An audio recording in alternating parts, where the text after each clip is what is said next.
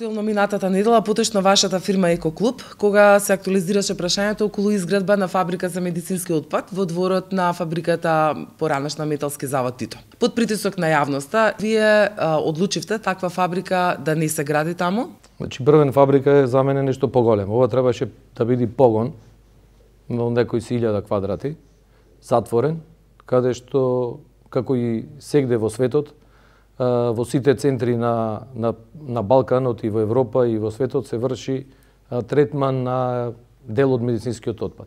Значи, не се работи тука за горење, него се работи за стерилизација. Вие на некој начин такво нешто менаџирате во вашата фирма? Ние менаџираме од сам почеток на фирмата и од кога е донесен законот. Значи, постојат две врсти на третман на медицинскиот отпад. Еден е согорување, кој што веќе одавно веќе не е популарен во светот, и вториот е стерилизација. Зборот стерилизација добро го презентираше професорот и кој што учествуваше во сите работни групи, значи во Европа, каде што сите делегации, тоа е професорот Кочубовски. Тоа значи дека сите домаќинки има дома еден лонец под пареа. Значи медицинскиот отпад, како што е сите тие завои, тврди предмети, се носат под температура од 140 до 150 степени и со некој притисок од 4 бара. Тогаш се створува водената пареа и сите бактерии ги уништува. Потоа оди тој код кој ќе се направи стерилизацијата, значи самиот отпад оди на шредирање, односно на сецкање. Тоа значи да тој отпад кој што е непрепопазлив, односно како комунален, да може да се депонира на она депонија каде што е за тоа дозволено. Во Република Македонија, нажалост, само една депонија има, тоа е депонијата Дрисла, кој што исто од самиот почеток, од кога беше кризата со Косово, донацијата сепак ја донесе исто и професорот Кочувовски, кој што на неколку пати го имате и вие како медиуми консултирано. Таа беше донација од, мислам дека од англиската влада или тогаш кога беше кризата, нормално цела Европа даде помош за Република Македонија. Според вашето искуство постоите од 1990 година. Значи, што сметате вие, колку се ризични овие за амбиенталниот воздух, овој начин на менаџирање на отпад? Значи, јас можам се да кажам. Веројатно сте соработували со тешките индустрии, сте менаџирале отпад и од таму. Каков е вашиот впечаток? Значи, вака. Колку соодветно и компетентно тоа се работи? Третманот на отпад, пак ви кажав, е значи во сад. Значи во пареа. Значи ова индустрија користи вода и пареа. Значи доколку ги прашате професорите на факултетите, тие ќе ви кажат дека ова нема загадување. Значи се користи вода. Водата се прави во пареа. Не може да има загадување. Значи ние ги мешаме, што би рекла мојата учителка до прва до четврта, бабите и жабите. Две баби и две жаби не се 4. Дали може да се разбериме? Значи ова нема загадување. Ова се врши само стерилизација. Она кој што сите ние го знаеме, значи сите болници до пред известен период, можеби клинички центар сите работи. Значи сите има стерилизатор. Има некои стерилизатори малечки кои што се на суво, безводен, ова е со водено пареа. Значи сите клинички центри, почнувајќи од на комшите Софија, Белград и така натаму, сите има стерилизатори. Чак и Светска банка пред години, наш експерт од Македонија, господин Виктор, учествуваше и му донира околу 2 милиони евра за возила на Србија и баш вакви стерилизатори. Не ги менаџираја во Србија и нормално тој автоклавој се затворија.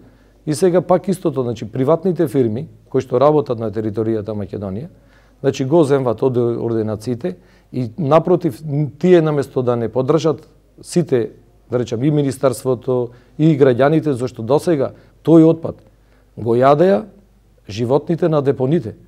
Значи, ние Македонија, ние на депонија немаме соодветна. Само освен Дрисла, која што има минимално технички услови за работа, сите другите се сметлишта. Вие како новинари можете да зајмите да направите една анкета, односно на лице место да видите што се случува на депоните. И ќе видите, ќе се згрозите од сликата.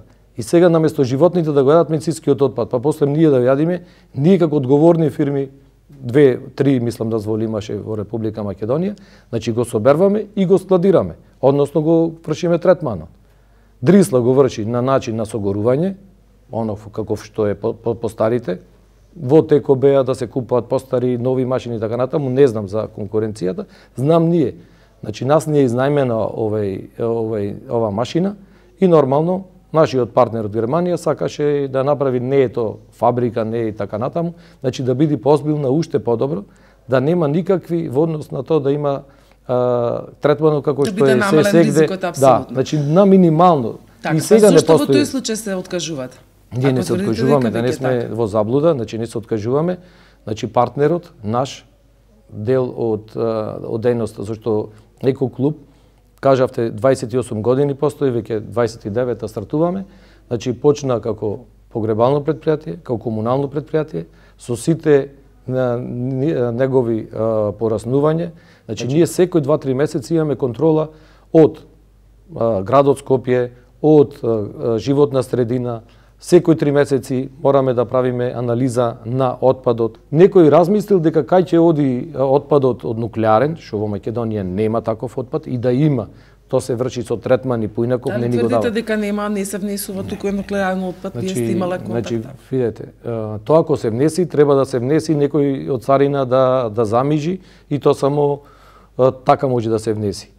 Друго, директивите, Бриселски конвенции, значи не ни дозволуваат ние така да се занимаваме. И едноставно на кој ќе му дозволи кога Министерството наше забранува секаков вид на отпад. Дозволено е само некои ситни, како гума, така натаму, кои што се вклучуваат за преработки на тоа се гумени подови за градинките и така натаму. Нашата држава ги исполнува сите европски директиви дека отпад ние не увезваме. Не може да се увези отпад. Значи таков, а поготово кога се работи за таков нуклеарен, радиолошки и така натаму. Значи ние, да се разбериме, го третираме отпадот од оне што е од завој, од инекции и така натаму. Она што се патолошкиот отпад, тоа само Дрисла го согарува и ние со формулари, како што државата наша ги предвидува, тие се два формулари, две врсти. Едниот е за транспортен, едниот идентификационен. Значи мора да се знае отпадот од кај излегол, што излегол, сите ординации. И беше многу тешко, со голема помош на Министерството за здравство, со санитарните инспекторки работевме на терен, со сите, значи ова е веќе 10-12 години, многу е тешко и одвај ги убедивме сите да влезат во системот. Значи тоа беше најголемата тежина, да се влезат во системот. Сите ординации, сите ЈЗУ, сите ПЗУ, да го земиме отпадот. Така, да има контрола. Да има контрола. Тоа е најбитната работа, зашто Република Македонија, сите комунални предпријатија немат контрола на отпадот кој што му се во нивните општини. Прве, немат и капацитет, да бидеме искрени, освен дел од фирмите, а наши уште ние го делиме комунален и индустријски отпад. Ние се уште нашите комунални предпријатија само комуналниот го соберуваат, а индустријскиот што има во индустријата, каков, кој отпад го земва и така натаму, се уште немаме контрола.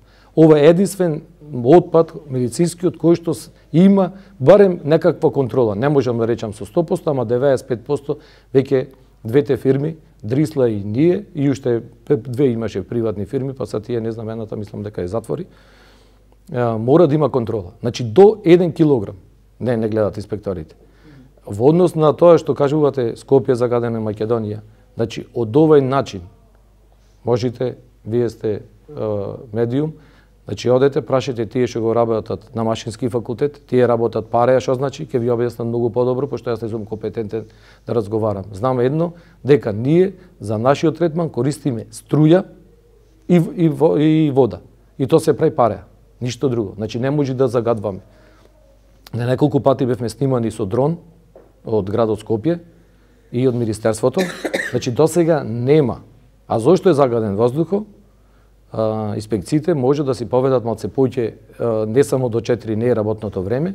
Мислам дека многу фирми работат навечер. Дали сега се откажувате и што ќе биде понатака со овој проект? Не, значи никој не се откажува со проектот, можеби само да се промени локацијата, доколку ако неќе од комшите да биде тука. Сепак се работеше за една за мене на премногу добра фирма, која што во добрина не се гледа во добрината дали сме добри или лоши, него финансиски, и Република Македонија ќе добиеше еден голем партнер, кој што не би сакал сега да откриам, зашто тоа сигурно си преговарите прему владата кој ќе се гледат премиери и така натаму. тој пошто како озбилно предпријатие кој што соработуваме, а и нивна е машината што е кај нас, зашто Екоклуб е добростоечка фирма, ама за такви големи проекти не може да има инвестиции, зашто и самата цена во Република Македонија према регионот е минимална. Зашто сегде бевме сега бргу со владата во Турција, ја водеше делегацијата господинот министер Зоран Шапурич, значи дел од средствата 50% самата општина ги покрива. И таму веќе се согоруваше во Истанбул самиот комунален отпад. И веќе таму се производваше и струја, и дел од Истанбул се гореа, односно имаше пареа, односно парно. Така да загадувањето од овој систем, значи ви кажувам, а и вие ќе си прашате покомпетентни од мене, значи нема никаква врска со тоа што комшите си го разговара и така натаму. Се заработува ли во Македонија од менаџирање на отпад? Добро. Може уште подобро да биде, али према цените кои што знаете дека се на локално ниво, многу голема разлика има. Градот Скопје има највисока цена за собирање и транспортирање на отпад, чак во некои општини е на работна екзистенција, а тоа е некои си минимални од 150 до 200 денари за месечно изнесување на смет. Кога знаевте дека пред 2 недели беше горивото на 67 денари, кога знаете дека еден камион мора да има двајца вработени кои што треба да го соберат 4 пати неделното, тоа е на работна екзистенција, односно мислам дека општините донираат пари за да обстојуваат комуналните предпријатија.